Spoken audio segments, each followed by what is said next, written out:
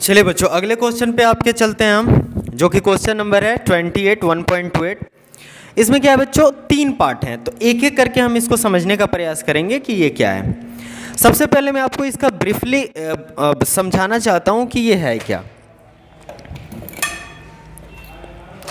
देखो बच्चे, इसके 3 पार्ट हैं। उसमें पहले पार्ट में ये कह रहा है कि मानकर चलो एक हमारे पास कैविटी है, मान के चलो एक कैविटी है, गुफा है, ठीक है। गुफा के अंदर हमारे पास एक कंडक्टर है। क्या है ये? कंडक्टर है। ए जो पार्ट बोल रहा है कि इसका जो टोटल चार्ज है वो कैपिटल क्यू है। तो आप इसे साबित कीजिए कि जो सरफेस पे इसका चार्ज होगा वो कैपिटल क्यू होगा, यानी जो टोटल इसका चार्ज है वो इसके सरफेस पे ही रहेगा, ठीक है बच्चे। बी पार्ट बोल रहा है कि एक और हम यहाँ पे कंडक्टर बी लाते हैं, जो कि कुछ दूरी पे इसको रख देते हैं और इंसुलेटेड कर देते हैं। तो यहाँ पे अब आपको साबित करना है कि जो ए वाला कंडक्टर है उस पे कैपिटल क्यू और प्लस क्यू दोनों चार्जेज हैं। तो इसका जो चार्ज है वो क्या है बच्चों? वो स्मॉल क्यू चार्ज है। तो जब ये स्मॉल क्यू सरफेस पे होगा, इसका भी सरफेस पे होगा, अभी हम लोगों ने साबित किया। तो जब इसका सरफेस पे कैपिटल क्यू है तो इस साइड क्या हो जाएगा? माइनस क्यू हो जाएगा, इसके नज़दीक वाला साइड।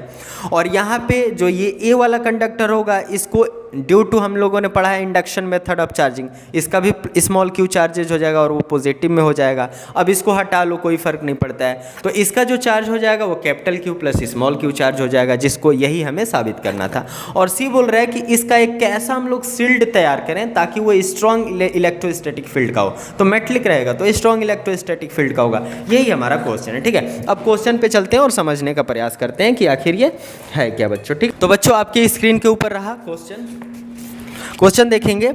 कह रहा है कि a conductor A with a cavity as shown in figure 1.36 A is given a charge capital Q, show that the entire charge must appear on the outer surface of the conductor. तो show कर देते हैं बच्चों, कोई बड़ी बात नहीं है, चलिए शो कर दें। चलिए यहाँ पे लिखेंगे हम ए पार्ट। क्या लिखेंगे? ए लिखेंगे। और हमें पता है बाबू, गॉसियन सरफेस हम मान लेते हैं, सिंस वी नो दैट। क्या बाबू? Since we know that. क्या हम जानते हैं बच्चों, बताओ? फाई की जो वैल्यू होती है वो होती है क्यू अपॉन एप्सिलॉन नॉट। अब एक बात बताओ, इसे इक्वेशन फर्स्ट मान लेते हैं। और एक जो फाई होता है वो क्या होता है? ई इंटू डेल एस, यानी एरिया होता है, ठीक है। इसे इक्वेशन सेकंड मान लेते हैं। जो एप्लीकेशन ऑफ गॉस लॉ होता है उसको क्वेश्चंस हो गए या फिर इसके जो भी हम प्रूफ करते हैं उसका जो मेन मोटिव होता है, जो स्टेप होता है इसको फॉलो करने का, सबसे पहले फाई जो होता है वो लिख दो और जो गॉस लॉ होता है लिख दो। LHS बराबर हो जाएगा, RHS भी क्या होगा बच्चों? बराबर होगा। तो यहाँ पे देखो, यहाँ पे किसी भी क्लोज्ड बॉडी के अंदर जो इलेक्ट्रिक फील्ड इंटेंसिटी होता है बच्चों वो 0 होता है, ठीक है। ये हमारा प्रॉपर्टीज है इलेक्ट्रिक फील्ड लाइंस का।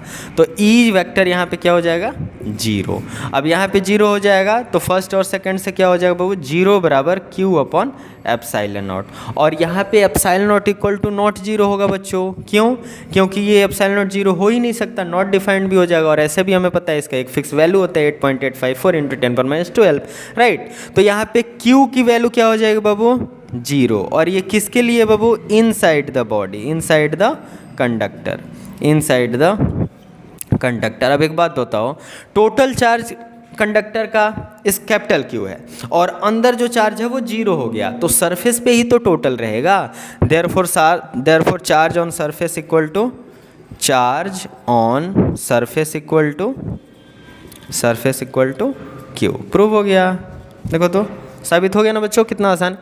इसका बी पार्ट कह रहा है कि आप हमें बताइए बी पार्ट में कि जो कंडक्टर ए है, यदि कंडक्टर बी एक और आता है और इन दोनों को इंसुलेटेड रखा जाता है तो total charge capital Q plus small Q हो जाएगा।